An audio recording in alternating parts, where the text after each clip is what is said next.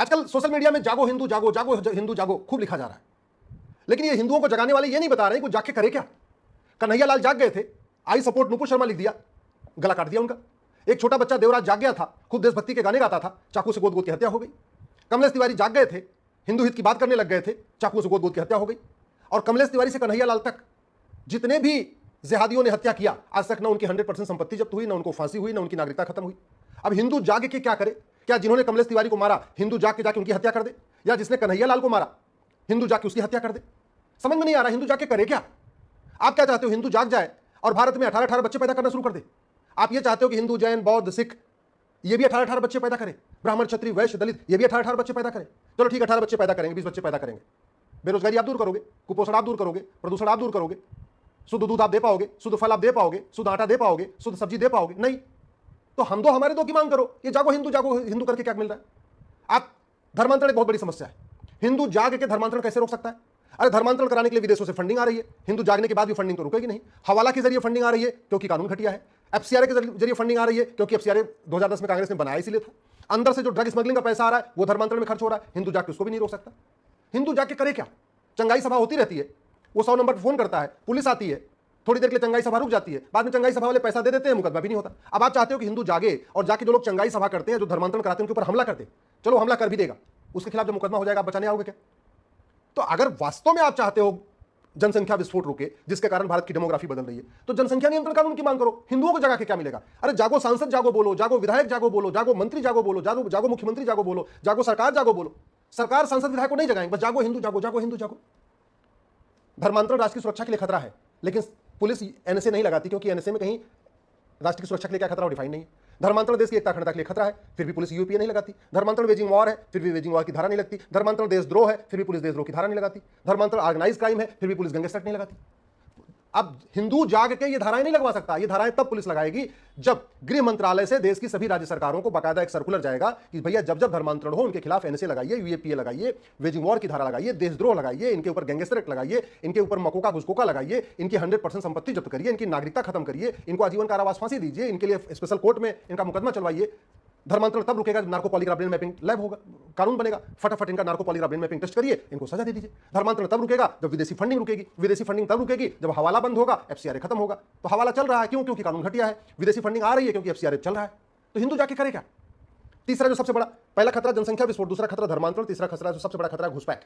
5.5 करोड़ घुसपैठी आ चुके हैं। कुछ हिंदू जागे थे, जाके उन्होंने घुसपैठियों की झुग्गी पे थोड़ा सा उनसे बात विवाद कर लिया, और जिन्होंने घुसपैठियों की झुग्गी पे जाके हंगामा किया था वो जेल में है। आप छुड़ाने आओगे क्या?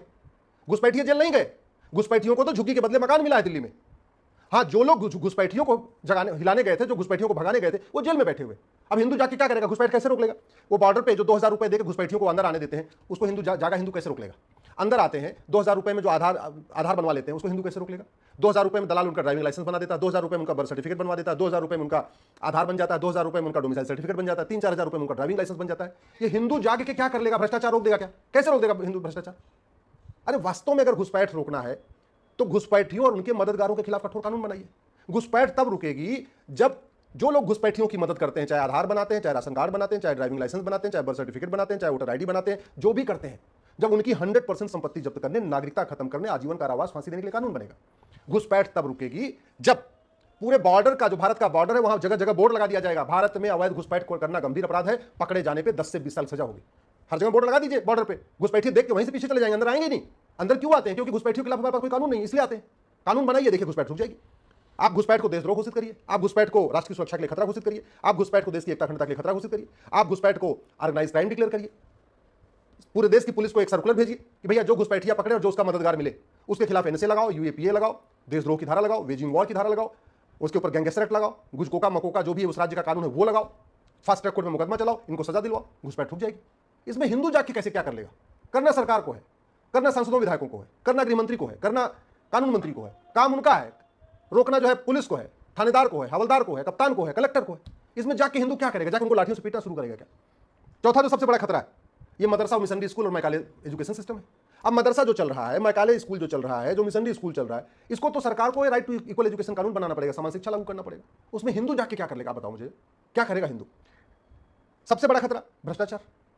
पूरे देश में जितनी देश विरोधी गतिविधियां होती हैं, माओवादियों की फंडिंग कालाधन हवाला से होती है, अलगाववादियों की फंडिंग कालाधन हवाला से होती है, जासूसों की फंडिंग कालाधन हवाला से होती है, गद्दारों की फंडिंग कालाधन हवाला से होती है, कश्मीर के अलगाववादियों की फंडिंग कालाधन हवाला से होती है। पूरे देश में जितने भी अलगाववादी संगठन है, जितने भी भारत विरोधी संगठन है, हिंदू विरोधी संगठन, सबकी फंडिंग कालाधन हवाला से होती है। खालिस्तानियों की फंडिंग कालाधन हवाला से होती है। क्यों हो रही है? क्योंकि हमारा कानून घटिया है। कालाधन विरोधी कानून हमारा महाघटिया, हवाला विरोधी कानून हमारा महाघटिया, भ्रष्टाचार विरोधी कानून हमारा महाघटिया। संपत्ति को आधार से लिंक कर दिया जाए, पूरे देश में जितने सफेद पोस्ट बैठे हुए हैं इनकी पूरी आय से संपत्ति पता चल जाएगी, बेनामी संपत्ति पता चल जाएगी। एक कानून बना दीजिए, जिसके पास कालाधन मिला, जिसके पास बेनामी संपत्ति मिले, जिसके पास आय से संपत्ति मिली, उसको 100% जब्त करेंगे, आजीवन कारावास, फांसी देंगे। आधे ऐसे भाग जाएंगे। अल्टीमेटली भारत को जाति के आधार पर कौन तोड़ रहा है? उत्तर प्रदेश के 2-3 परिवार है, बिहार के 2-3 परिवार है, तमिलनाडु में 1 परिवार है, 2 परिवार है मान लीजिए, केरल में 1-2 परिवार है, बंगाल में 1-2 परिवार है, सबसे बड़ा परिवार दिल्ली में बैठा हुआ है गांधी परिवार, जो जाति का जहर घोल रहा है, जाति के आधार पर घोल रहा है। ये बाहर क्यों है? मैं ये पूछ रहा हूं, संपत्ति को आधार से लिंक करने के लिए कानून बनाने में क्या समस्या है? संपत्ति को आधार से लिंक कर दिया जाए, 50,000 रुपए से महंगी प्रॉपर्टी को आधार से लिंक करने के लिए कानून बन जाए। सरकार को बैठे बैठे पता चल जाएगा अब्दुल्ला परिवार के पास कितनी बेनामी संपत्ति है, महबूबा परिवार के पास कितनी बेनामी संपत्ति है, बादल परिवार के पास कितनी बेनामी संपत्ति है, हुड्डा फैमिली के पास कितनी बेनामी संपत्ति है, गांधी परिवार के पास कितनी बेनामी संपत्ति है, सैफई परिवार के पास कितनी बेनामी संपत्ति है, स्टालिन फैमिली के पास कितनी बेनामी संपत्ति है, ममता परिवार के पास कितनी बेनामी, सबका मिल जाएगा। और बस उसके बाद एक कानून बना दिया जाए, भैया हम सबका, जिसके पास कालाधन बेनामी संपत्ति मिल रही है, इसको हम नार्को पॉलीग्राफ मैपिंग टेस्ट करेंगे और टेस्ट में कंफर्म हो गया, हम आजीवन कारावास, फांसी देंगे। 100% संपत्ति जब्त करेंगे, नागरिकता खत्म करेंगे, आजीवन कारावास, फांसी देंगे। मैं गारंटी के साथ कहता हूं, ये जो भारत में जाति का जहर घोलने वाले 100 परिवार है ना, जो भारत में भाषा के आधार पर लड़ाने वाले 100 परिवार है, या भारत में क्षेत्र के आधार पर जो जहर घोलते रहते हैं, या भारत में अगड़ा पिछड़ा करते रहते हैं, दलित बनाम संवर्ण करते रहते हैं, ये सारे भारत छोड़ के भाग जाएंगे। हिंदुओं के जागने से भारत छोड़ के भागेंगे नहीं, कानून बनाने से भारत छोड़ के भागेंगे। तो कानून बनाना पड़ेगा। आपको बोलना चाहिए जागो सरकार जागो, आपको बोलना चाहिए जागो सांसद जागो, आपको बोलना चाहिए जागो मंत्री जी जागो, जागो मुख्यमंत्री जागो। आप क्या कह रहे हो? जागो हिंदू जागो, जागो। अरे हिंदू जाग के कौन सी समस्या खत्म करेगा? एक समस्या मुझे बता दो जो हिंदू जाग को खत्म कर सकता है।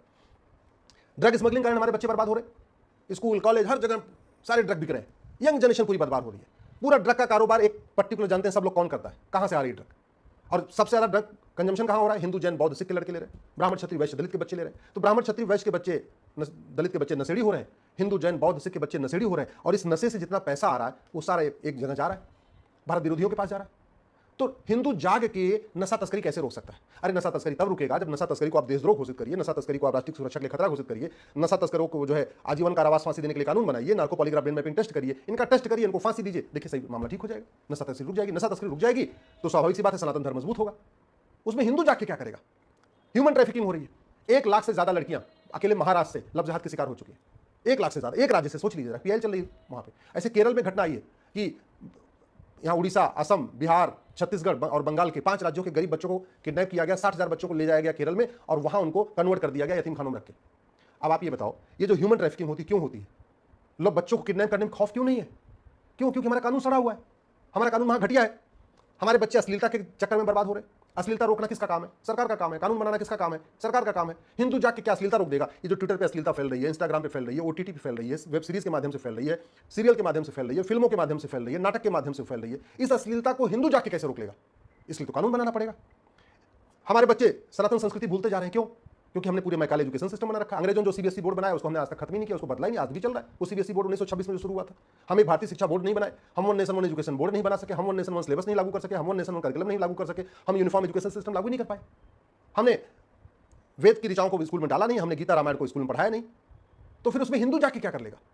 अगर भारत में जितनी समस्याएं हैं इसमें कोई एक समस्या बताइए जो हिंदू जाके ठीक कर देगा। और मैं कह रहा हूं भारत की 80% समस्याओं को 80% समस्याओं को 1 साल में खत्म किया जा सकता है, 1 साल में। केवल कानून बनाने की जरूरत है। आखिर क्या कारण है कि भारत में हिंदू असुरक्षित है, लेकिन दुबई में, भारत में हिंदू 80% है फिर भी अनसेफ फील करता है, दुबई में हिंदू मात्र 15% है फिर भी सेफ है? जो समस्या भारत में हो दुबई में क्यों नहीं है?